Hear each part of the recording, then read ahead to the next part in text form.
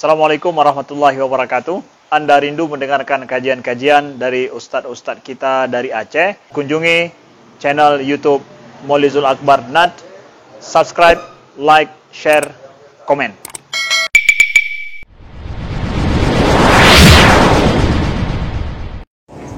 Assalamualaikum warahmatullahi wabarakatuh.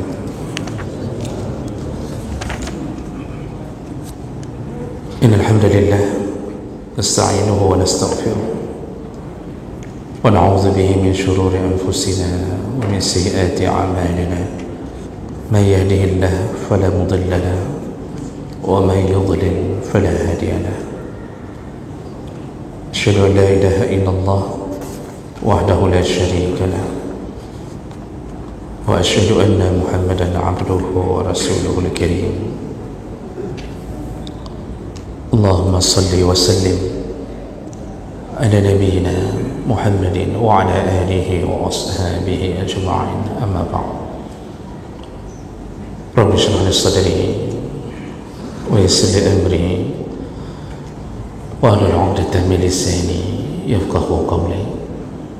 Segala puji bagi Allah, kemudian salawat dan salam kepada Rasulullah, pada keluarga dan seluruh sahabat-sahabatnya. Ya Allah muliakan insyaAllah bapak-bapak dan ibu-ibu jamaah salat maghrib dan Aisyah, dan semoga kehadiran kita menjadi pahala di sisi Allah Subhanahu wa ta'ala. Kita masih membahas tentang fadilah bertaubat, dan ini akan menjadi fadilah yang terakhir dalam fadilah taubat ini. Jadi di minggu yang lalu kita sudah membahas di antara fadilah orang-orang yang bertaubat adalah Allah berikan cahaya di hati, membersihkan noda yang menghitam akibat dosa yang dia lakukan, maka taubatlah yang menjadi cara atau solusi kembali memutihkan hati dan cara pandang hati. Dan kita sudah membacakan banyak dalil tentang bagaimana pentingnya taubat untuk menjaga hati, karena hati kalau sudah menghitam maka dia akan terus bermaksiat, dan jangan sampai tertutup dari hidayah sehingga kita tidak lagi mendapatkan cahaya dari Allah. Kita sambung berikutnya fadilah daripada taubat, iaitu taubat menjadi penyebab seseorang masuk kembali dalam catatan Allah, artinya masuk kembali ke surga dan terhindar dari siksa neraka. Jadi taubat ini menjadi penyebab seseorang masuk surga, walaupun sebelumnya dia telah menghiasi dirinya dengan maksiat. Orang yang sudah penuh dengan maksiat hari-harinya itu bagaikan orang yang tenggelam di tengah-tengah luasnya lautan. Jadi sibuk hari-hari hanya dengan maksiat, macam-macam, baik meninggalkan kewajiban maupun melakukan larangan. Dia bagaikan orang yang tenggelam. Orang yang tenggelam tidak ada yang bisa dia harapkan kecuali datang sekoci atau kapal yang menyelamatkannya. Begitulah ibaratnya. Maka orang yang sedang dalam keadaan bermaksiat tidak ada yang bisa menyelamatkannya kecuali kapal itu datang, dan kapal itu adalah taubatan nasuha. Jadi yang bisa menyelamatkan orang taubat itu orang yang maksiatlah taubat. Kalau dia sempat mati dalam keadaan tidak bertaubat atau tidak sempat bertaubat, berarti tidak ada penyelamatan. Gagal penyelamatan itu. Nah, ini Makanya disuruh segerakan taubat. Taubat itu jangan ditunda-tunda. Jangan pernah terucap saufa, karena ada satu penyakit namanya taswif. Taswif itu bahasanya selalu mengucapkan saufa. Itu tenang aja, pasti saya taubat. Tenang aja, pasti saya taubat. Besok saya taubat. Tenang aja, nanti malam saya taubat. Padahal umurnya mungkin ditentukan tidak sampai menjelang malam. Maka begitu terasa di hati maksiat ada, segeralah istighfar, segera memohon ampun kepada Allah. Itulah penyelamat kita. Dan kalau kita sudah naik ke kapal taubat, maka kita berlayar berikutnya menuju ke surga Allah Subhanahu wa taala. Maka taubat itu solusi. Allah Subhanahu wa taala menyatakan dalam surat An-Nur 31, wa tubu ilallahi jami'a ayyuhal mu'minun la'allakum tuflihun. Bertaubatlah semua engkau wahai para mukmin, kata Allah. Wahai orang mukmin, bertaubatlah semua kepada Allah. Jadi Allah mengatakan ayyuhal mu'minun, orang mukmin pun bisa jatuh dalam dosa. Walaupun imannya menyatakan Allah sebagai Tuhan, Nabi sebagai Rasul, tapi dia bisa jatuh dalam dosa. Makanya Allah katakan bertaubatlah engkau semua wahai orang-orang mukmin. Supaya apa? La'allakum tuflihun, agar engkau beruntung. Kita sudah diajak untuk mencari keuntungan dan keberuntungan. Kalimah Allah yang kita dengarkan setiap hari, yaitu Nabi ajarkan melalui azan, hayya 'alal falah, marilah kita merebut kemenangan. Falah itu satu kemenangan. Orang yang beruntung mendapatkan kemenangan itu adalah muflihun. Maka taubat termasuk orang yang mendapatkan falah, kemenangan. Jadi dosa itu bisa dilakukan oleh semua orang, tapi tidak semua orang berhasil menang di atas dosa-dosa yang pernah dia lakukan, kecuali taubat.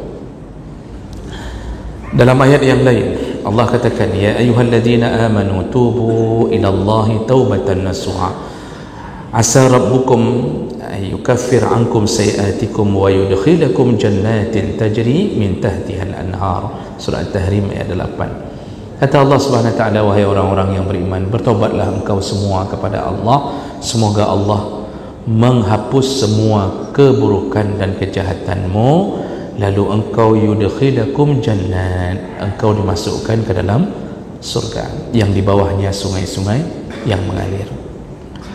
Dalam ayat yang lain, surat Maryam 59 dan 60, Allah Subhanahu wa taala menyatakan, فَخَلَفَ مِنْ بَعْدِهِمْ خَلْفٌ أَضَاعُوا الصَّلَاةَ وَاتَّبَعُوا الشَّهَوَاتِ فَسَوْفَ يَلْقَوْنَ غَيًّا.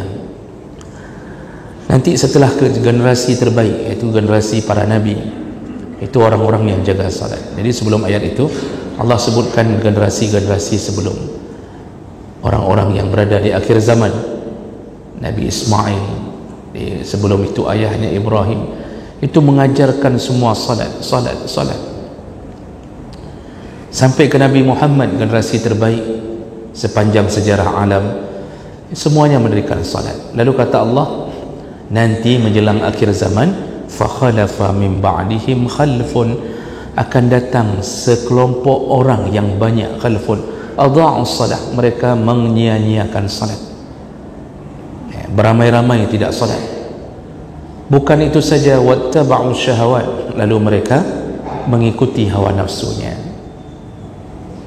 Fasawfa yalqawna ghayya, maka mereka nanti semua dicampakkan ke dalam ghayya. Yang ghayya itu ada yang mengatakan dalam tafsir lubang di dalam neraka. Jadi sekarang zamannya orang tidak salat, kecuali illa man taba wa amana wa amila salihan, kecuali yang taubat dan beriman lalu beramal saleh, faulaika yadkhuluna al-jannah, mereka lah yang akan masuk surga, wala yudlamuna syai'a, dan tidak dizalimi apapun oleh Allah Subhanahu wa taala. Kembali Allah katakan, yang tidak salat akan berada di akhir zaman beramai-ramai, tapi masih Allah izinkan mereka ini masuk surga. Syaratnya apa? Yatubun, yaitu kecuali mereka bertaubat kepada Allah. Sekarang orang Pak kita lihat, Masya Allah, bukan satu dua enggak salat, beramai-ramai meninggalkan salat. Lihat anak-anak kita yang berlabel Aceh, berdarah Aceh, yang kita bangga-banggakan, Serambi Mekah, cukup banyak yang tidak salat hari ini, cukup banyak. Dan ini adalah keadaan yang miris di tengah-tengah kebanggaan, dan ini terjadi di akhir zaman. Maka oleh karena itu, tidak ada lain yang bisa memasukkan kita ke surga bagi orang yang pernah bermaksiat kecuali taubat. Bapak Ibu yang Allah muliakan, surga itu menjadi impian, kerinduan bagi mereka yang benar-benar yakin bahwa Allah telah menyiapkan, dibantu dengan ayat, dibantu dengan hadis yang menggambarkan keindahan surga. Maka dulu orang-orang di masa Nabi SAW itu berebut untuk memasuki surga, berebut, Pak. Jadi mereka itu bukan hanya menunggu, berebut untuk mendapatkan surga. Di mana ada kesempatan masuk surga, salah satu cabang dari iman, apapun yang Allah katakan janji surga mereka raih. Dan salah satu yang paling kuat dan paling cepat, instan memasukkan orang ke surga adalah jihad fi sabilillah. Jadi surga ini menjadi cita-cita, impian terindah. Ada sahabat yang bernama Khaisamah bin Al-Haris. Khaisamah anaknya, Haris ayahnya. Ketika datang masa perang, saya lupa perang apa dalam riwayat itu, ayahnya dengan anaknya itu berebut untuk bisa ikut jihad demi mendapatkan surga. Ayahnya mengatakan kepada anaknya, "Nak, engkau masih muda, ayah sudah tua, biarkan ayah yang berjihad, engkau jaga ibumu, jaga istrimu, jaga anak-anakmu." Maksudnya engkaulah yang lanjutkan untuk menjaga mereka, biarkan ayah yang berjihad. Begitu kata Al-Haris kepada anaknya. Khaisamah menjawab, "Tidak ayah, tidak, biarkan aku yang terjun ke medan jihad. Ayah sudah tidak mampu, ayah sudah waktunya istirahat. Istirahatlah di rumah, jagalah ibu, jagalah istriku, yaitu menantumu, jagalah anak-anakku." Begitu kata Khaisamah. Kenapa bisa begitu? Karena Nabi cuma mengizinkan satu orang di antara mereka, karena harus ada yang menjaga keluarga. Tidak diizinkan dua-dua oleh Nabi, karena mereka berjihad pun itu menunggu putusan Nabi. Apa yang dilakukan Bapak Ibu yang Allah muliakan? Mereka mengundi, Pak. Diundi. Hari ini kita sibuk mengundi julu-julu setiap bulan. Mereka mengundi untuk kematian mereka. Begitu kerinduan mereka, diundi, dan yang keluar nama ternyata nama anaknya Khaisamah. Akhirnya dia gugur di medan perang. Khaisamah gugur, ayahnya bersyukur kepada anaknya yang syahid. Lalu ayahnya menunggu-nunggu kesempatan perang berikutnya. Di situ dia diizinkan oleh Nabi, akhirnya kedua-duanya syahid. Begitulah orang-orang dulu merindukan surga. Maka aneh kalau ada orang yang bermaksiat hari ini, kemudian mereka merasa yakin masuk surga padahal mereka tidak pernah bertaubat. Maka jihad adalah salah satu yang menyebabkan orang bisa masuk surga dengan cepat. Jemaah melakukan Allah Subhanahu wa taala, ada salah satu kesalahfahaman yang sering dilakukan oleh orang yang membacakan ayat, yaitu dalam surat Al-Baqarah yang Allah mengatakan, Al-Baqarah 195, wa anfiqu fi sabilillah wa la tulqu bi aydikum ila tahlukah. Berinfaklah engkau ke jalan Allah, lalu jangan engkau terjun atau binasakan dirimu sendiri. Orang kan hari ini ketika bicara jangan binasakan diri sendiri, maka dianggap semua perkara yang membinasakan diri dalam kebaikan dianggap itu tahlukah. Padahal di balik itu ada riwayat-riwayat yang diangkat dalam tafsir bahawa kita ada sedikit kesalahfahaman memahami ayat ini. Ada riwayat dari Abu Imran At-Tujibi, beliau mengatakan, dulu waktu menghadapi pasukan Romawi, pasukan perang ini itu dipimpin oleh Abdul Rahman bin Khalid bin Walid, iaitu anak Khalid bin Walid. Pasukan Romawi sudah siap dari Konstantinopel, ya, dan mereka bersiap menunggu pasukan Islam. Nah, kemudian ketika mereka sudah berhadap-hadapan, salah satu dari pasukan Muslim ini langsung bergerak maju. Jadi ada satu orang bergerak maju, Pak, tidak menunggu yang lain bergerak. Dia bergerak maju sampai dia berhadapan langsung dengan pasukan-pasukan Romawi. Lalu teman-temannya dari belakang mengatakan, jangan ke situ, cegahlah. Lalu mereka mengucapkan la ilaha illallah, dia telah menjerumuskan dirinya ke dalam kebinasaan. Lalu mereka membacakan ayat itu, masuk kepada kebinasaan, engkau terjun ke dalam barisan orang-orang kafir, lalu engkau berperang dengan mereka sendirian, itu kebinasaan, jangan lakukan itu, kata teman-temannya semua. Lalu kemudian di situ ada Ayyub Al-Ansari, Abu Ayyub Al-Ansari, salah seorang sahabat dari kaum Ansar. Mereka mengatakan, lalu beliau mengatakan, kalian telah salah memahami ayat. Lalu Abu Ayyub mengatakan, ketahuilah, ayat itu turun kepada kami kaum Ansar, ya. Rupanya ceritanya, setelah banyak kemenangan-kemenangan perang di masa Nabi, lalu orang-orang Ansar itu sudah mulai berbisik-bisik sesama mereka di belakang Nabi. Apa yang mereka bisikkan? Sepertinya kita sudah capek berperang, sudah saatnya kita menyarungkan pedang, ya. Kita kan bisa bercocok tanam, kita hidup dengan aman lah, tidak usahlah sampai pikir terus-terusan perang, begitu kata sesama kaum Ansar. Dan Nabi mengetahui itu.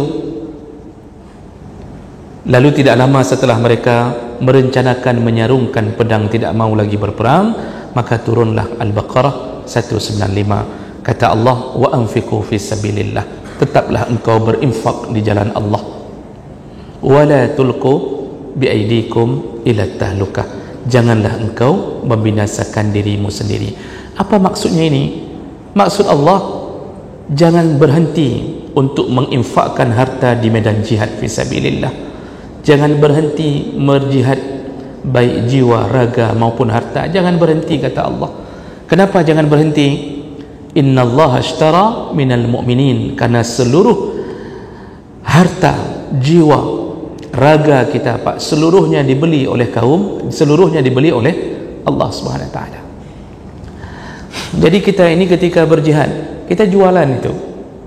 Kita tawarkan ke Allah, ya Allah, aku tawarkan nyawaku untukmu, berapa engkau beli? Ku tawarkan hartaku, ya Allah, berapa engkau beli? Ku tawarkan setiap langkah tapak kakiku, berapa engkau beli? Ku tawarkan jasad ini dirobek-robek oleh pedang, berapa engkau beli, ya Allah? Apa kata Allah? Dibeli dengan bi anna lahumul jannah, Allah beli dengan surga. Maka tidak ada yang sia-sia semua perbuatan yang berhubungan dengan jihad karena merindukan surga. Tidak ada yang sia-sia, ya. Allah mengatakan teruslah, jangan berhenti. Jadi jangan berhenti untuk melakukan jihad, baik dengan harta, jiwa, nyawa kita, jangan berhenti. Lalu apa maksud ayat berikutnya? Jangan engkau binasakan dirimu sendiri, atau jangan bawa dirimu ke dalam kebinasaan. Ternyata maksud ayat itu, tahlukah adalah engkau binasa kalau engkau berhenti daripada berjihad. Itu maksudnya. Jadi bukan dianggap binasa kalau orang yang meneruskan jihad sampai kemudian dia berperang sendirian di tengah-tengah orang kafir, lalu dianggap mati konyol. Kan sering orang mengatakan bahwa itu kan mati konyol kalau sendirian, padahal dia bergerak itu untuk mencapai kesyahidan. Itu tidak dianggap tahlukah. Maksud Allah tahlukah, binasa, di dalam ayat ini yaitu yang binasa adalah mereka yang berhenti daripada berjihad. Kalau sudah mulai berhenti, lalu kita mulai menyibukkan diri dengan harta, kita mulai berfikir bahwa hidup kita harus nyaman di dunia, hanya dengan memikirkan kolam renang di belakang rumah. Lalu kita pergi ke kebun sawit setiap Sabtu Minggu di Takengon. Lalu kemudian kita pergi ke kebun kopi kita. Lalu kita panen sana panen sini. Lalu kita menikmati durian-durian yang tumbuh di sisi Allah Subhanahu wa taala. Lalu kemudian kita mulai memelihara ayam, bebek dan seterusnya di belakang rumah kita. Lalu kita nikmati hidup itu. Tidak lagi ada pedang yang terangkat, tidak ada lagi uang yang kita kirimkan untuk jihad. Engkau binasa, kata Allah Subhanahu wa taala. Disitulah tahlukah itu berlaku. Jadi jangan kira bahwa orang yang berbuat baik itu binasa walaupun dia berbuat baik sampai kemudian hilang nyawanya. Tidak. Yang binasa yang bahkan tidak berfikir untuk kebaikan. Jadi jemaah melakukan Allah Subhanahu wa taala, inilah yang kemudian dipahami oleh sahabat. Mereka meninggalkan dunia mereka demi mendapatkan keberuntungan, yaitu surga Allah yang kebahagiaannya tidak pernah luput oleh masa. Dulu sahabat bernama Handalah itu baru menikah, Pak. Baru menikah,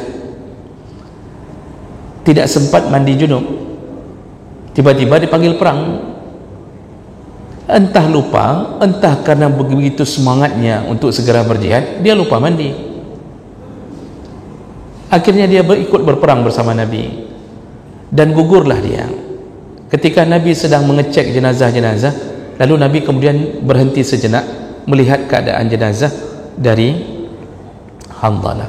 Ternyata ada tanda-tanda titik bekasan air pada Handalah. Lalu Nabi mengatakan dia telah dimandikan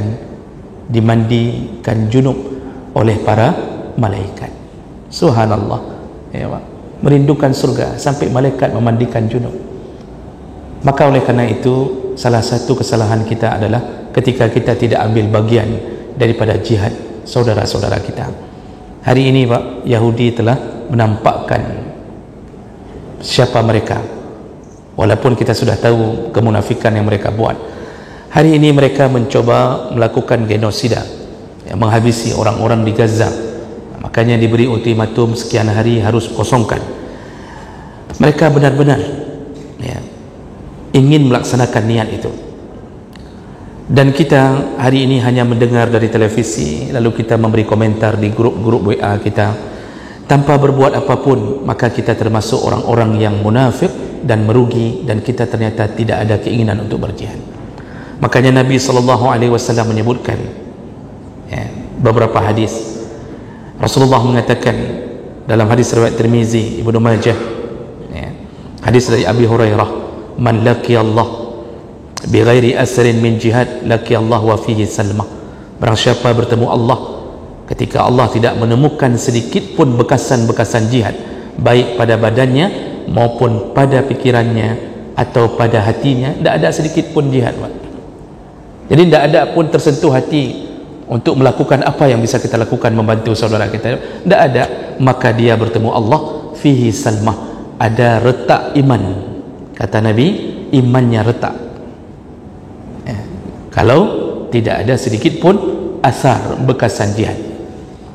Dalam hadis yang lain, Rasulullah SAW juga menyebutkan, man lam yaghzu, barang siapa yang tidak pernah berperang untuk berjihad, walam yujahiz ghazian, dan juga tidak pernah membantu orang-orang yang pergi untuk berperang, au yakhlif ghazian fi ahlihi bi khair, dan juga tidak pernah menolong keluarga dari orang-orang yang sedang berjihad, asabahullah ta'ala biqari'atin qabla yaumil qiyamah, maka dipastikan dia akan mendapatkan azab Allah sebelum datangnya hari kiamat.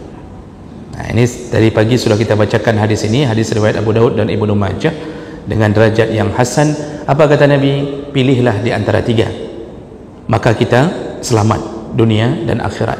Kalau tidak langsung ikut perang, maka berilah bekal untuk orang yang berperang. Kalau tidak mampu memberi bekal kepada orang berperang, maka tolonglah dengan harta kita kepada keluarga orang yang sedang berperang.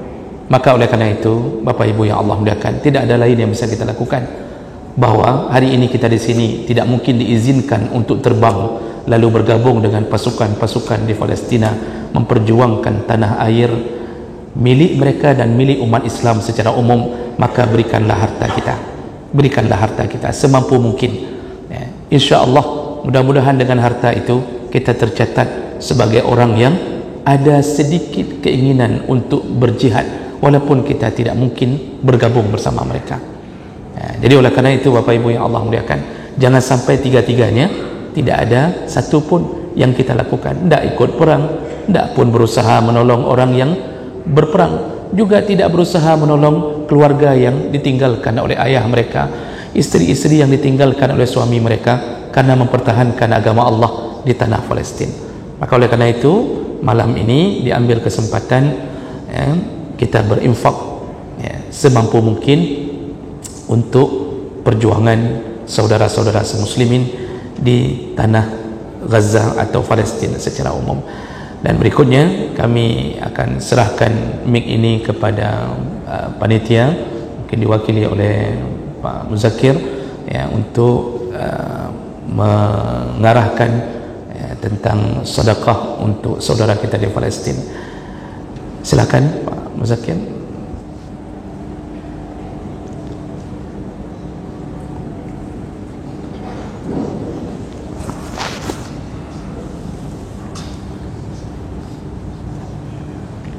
Bismillahirrahmanirrahim. Assalamualaikum warahmatullahi wabarakatuh. Ya, betul. Kurang jelas.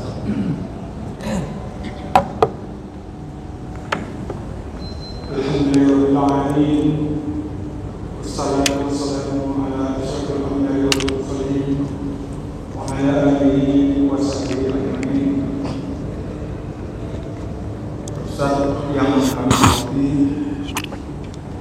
Bapak dan Ibu, para jemaah pengajian pada maghrib yang kami cintai, sesuai dengan apa yang telah disampaikan oleh Ustaz tadi, dan beberapa kali kami melakukan postingan untuk memberitahukan bahwa pada malam ini akan kita adakan penggalangan dana untuk saudara-saudara kita di Gaza.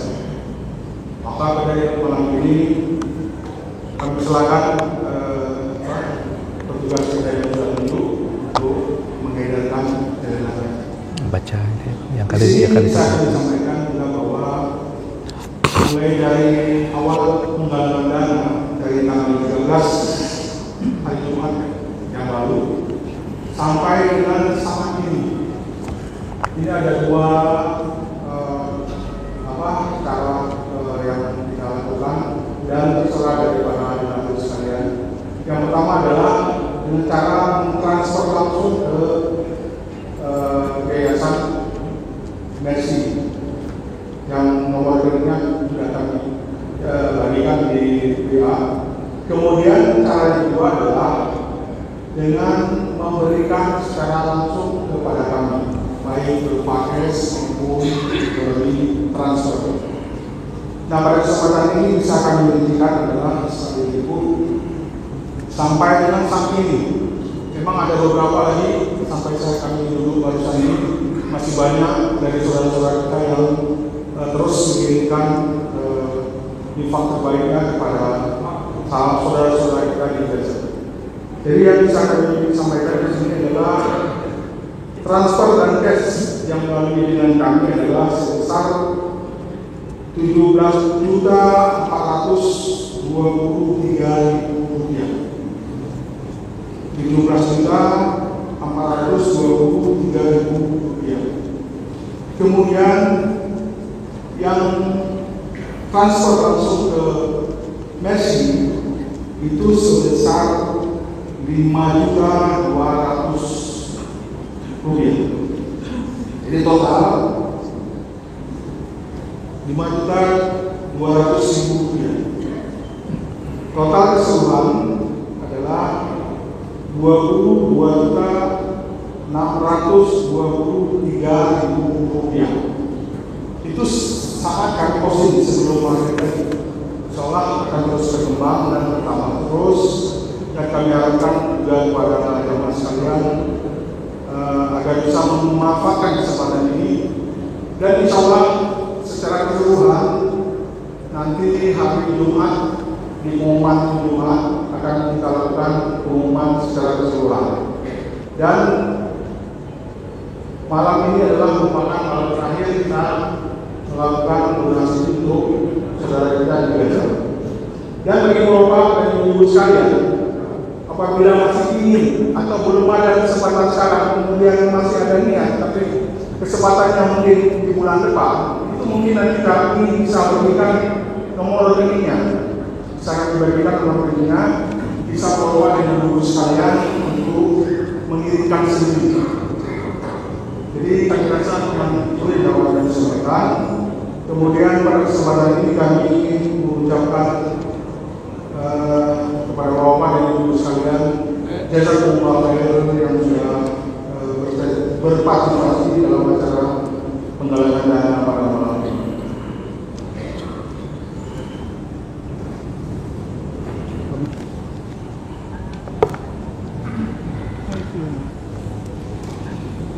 Baik, Bapak Ibu yang Allah muliakan, alhamdulillah ya, kita telah mengambil andil dari salah satu ketaatan kita kepada Allah yang meminta kita untuk menegakkan jihad fi sabilillah melalui harta kita. Rasulullah sallallahu alaihi wasallam itu telah menyatakan bahawa harta kita yang sejati cuma ada 3. Harta kita itu cuma ada 3.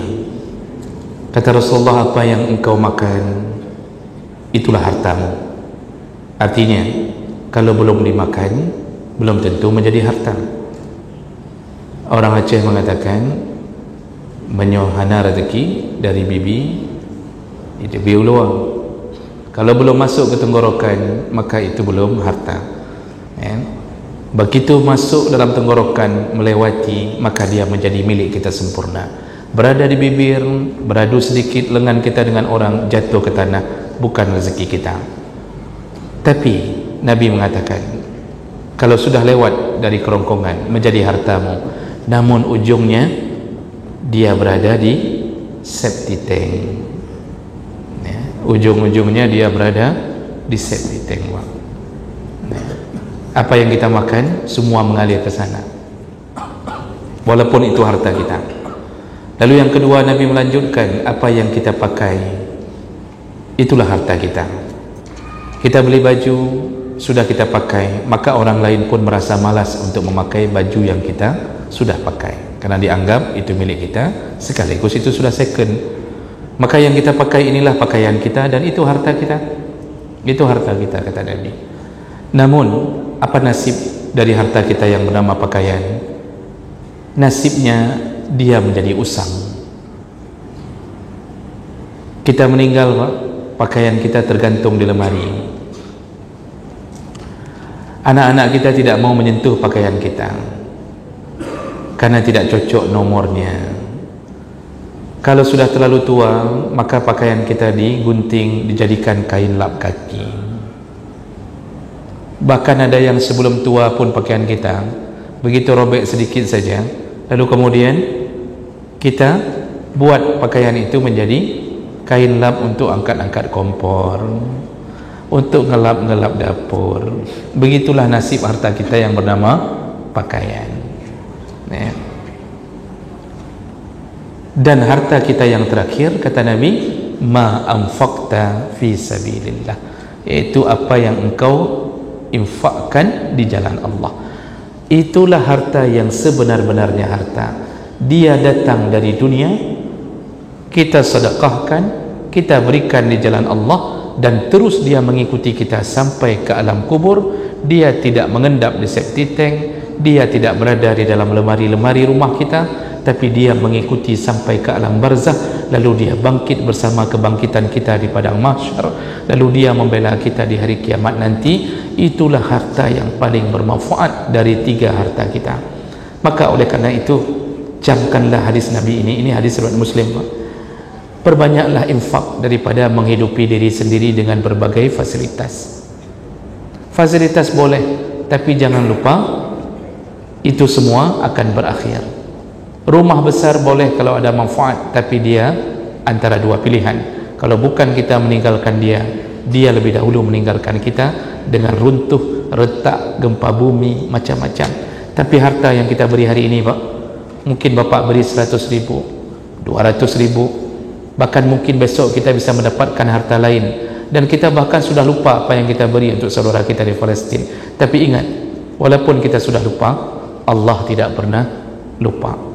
Mudah-mudahan apa yang kita beri hari ini, walaupun tidak berharga di mata kita atau terlalu sedikit untuk dikirimkan ke sana, tapi insya Allah dia datang di akhirat nanti menyelamatkan kita.